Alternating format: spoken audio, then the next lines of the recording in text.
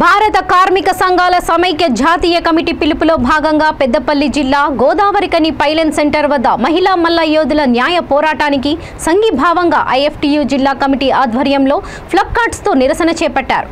Bridge Bhushan ను వెంటనే arrest చేయాలని, మహిళా క్రీడాకారులకు రక్షణ కల్పించాలని వాళ్ళు డిమాండ్ చేశారు.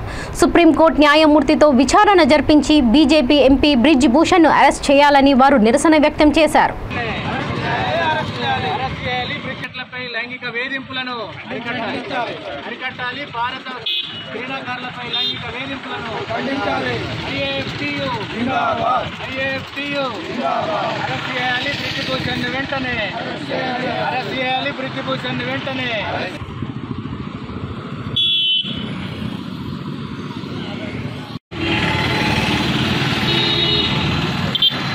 రెజర్స్ ఆఫ్ ఇండియన్ ఫెడరేషన్ అధ్యక్షులు bridge Bhushan Singh Bharatiya Janata party parliament సభ్యుడు మన దేశంలో ఉన్నటువంటి స్పోర్ట్స్లో పనిచేస్తున్నటువంటి మహిళా గిరిజనులు ఏవైతే మల్ల యోధులు ఉన్నారో వారిపై లైంగిక దాడులకు పాల్పడినటువంటి విషయం మనందరికీ కూడా తెలుసు.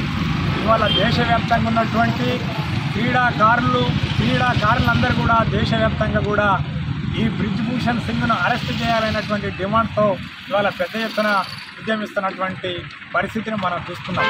ఇవాళ జాతీయ స్థాయిలో కానివ్వండి, అంతర్జాతీయ స్థాయిలో కామన్వెల్త్, ఆసియన్ గేమ్స్, ఒలింపిక్ గేమ్స్లలో కూడా మన దేశ ప్రతిష్టను, కీర్తి కిరీటాన్ని నిలబెడుతున్నటువంటి మహిళా యోధులపై ఇవాళ దుర్మార్గంగా సెక్సువల్ హరాస్మెంట్ ఏదైతే ఉందో, లైంగిక వేధింపులకు పాల్పడుతున్నటువంటి ఈ దుర్మార్గులను భరతం పట్టాలి.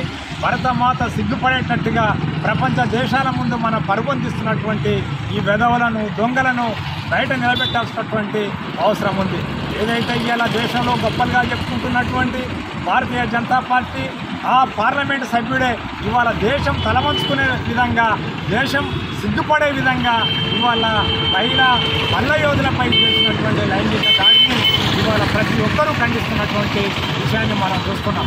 కనుక ఇవాళ ఐఎఫ్టియు భారత కార్మిక సంఘాల సమైక్య రాష్ట్ర కమిటీ కూడా ఇవాళ దేశంలో ఏదైతే మహిళా రిజర్లపై జరిగినటువంటి లైంగిక దాడులను ఖండించాలని పిలుపునిచ్చింది.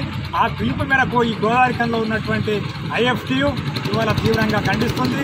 ఈ బ్రిడ్జి భూషణ్ సింగ్ పార్లమెంట్ సభ్యుల్ని వెంటనే అరెస్ట్ చేయాల్సిందిగా మేము భారత ప్రభుత్వాన్ని, రాష్ట్ర ప్రభుత్వాన్ని మేము డిమాండ్ చేస్తున్నాం.